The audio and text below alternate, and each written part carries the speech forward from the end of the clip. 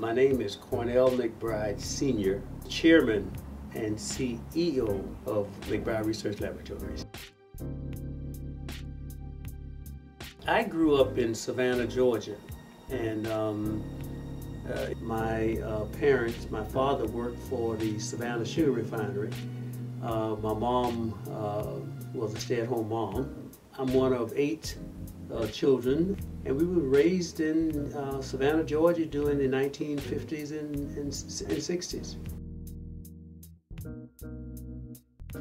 I think that early on for me, I always had, somewhat of a vision about the family and where I wanted to go, and what I wanted to happen within the family. And amazingly, some of the things that I envisioned back then and wanted to have an impact on, that I ended up having somewhat of an impact. I love my mom dearly, and she was always working so hard in the kitchen with the apron and the headscarf and cooking and ironing and washing and stuff like that.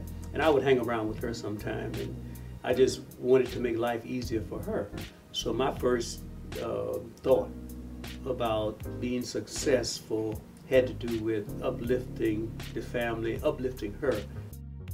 One day I told my mom that I was going to build her a house someday. And she sort of looked at me and smiled and, and said, yeah, okay. And she sort of took it in. And later on, I heard her tell my father that Cornell said he was going to build her a house someday. And of course, my father sort of chuckled. And she said, and he's saving his money. And at that point in time, I had taken an old milk can, put a hole in it, and decided that I was going to do it by saving every penny I could get my hand on. I think I must have been around 12 years old. And I decided, because all of my friends were talking about going to the movie, and I decided to go home and ask my father for the money to go to the movie like everybody else. And when I did, my father looked at me and said, if you want some money to go to the movie, you should figure out how to make you some. And that was the end of the story. And from that point on, I never had to worry about asking him for any more money to go to the movie. Come Saturday, when all the other kids were going to the movie, Cornell had his money already.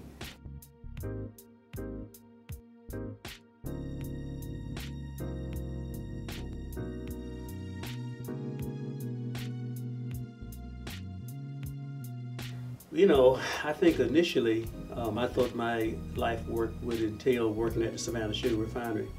And I think the more I read and the more I watched the news on television, my vision, my whole ideas began to change about what I could be.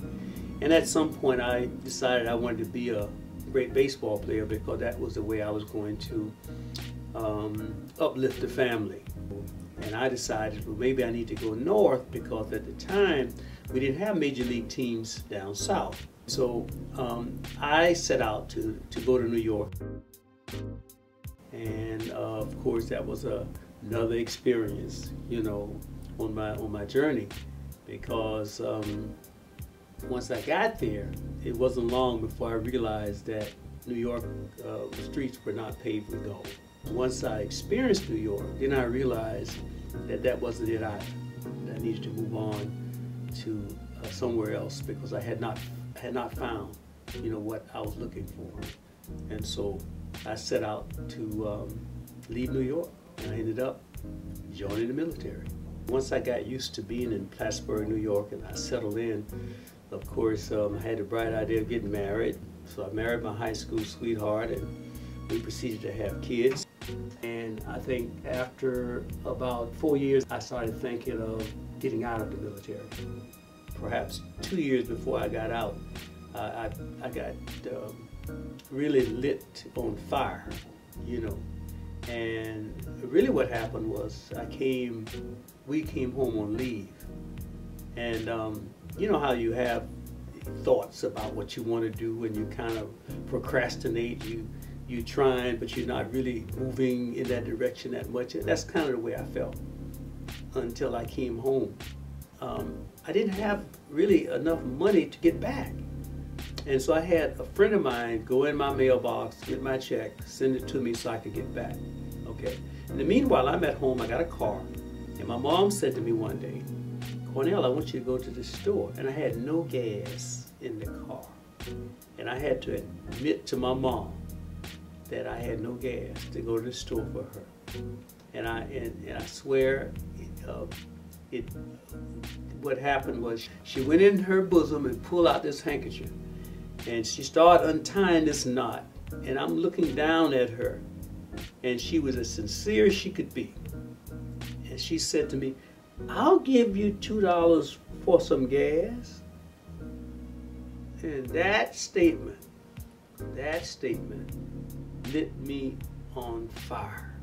It made me angry because I'm at home and I can't even go to the store for my mom without her giving me gas money. I felt embarrassed. I wanted to just tear the world up. And that was the thing that started me on the trek of taking more control of my life and what I wanted to do, rather than leaving it to chance and trying the different things and thinking I had forever. So to this day, I credit her for turning me on, and the fire that she lit in me has continued till this day. It was not going to be baseball, but I had to turn to education.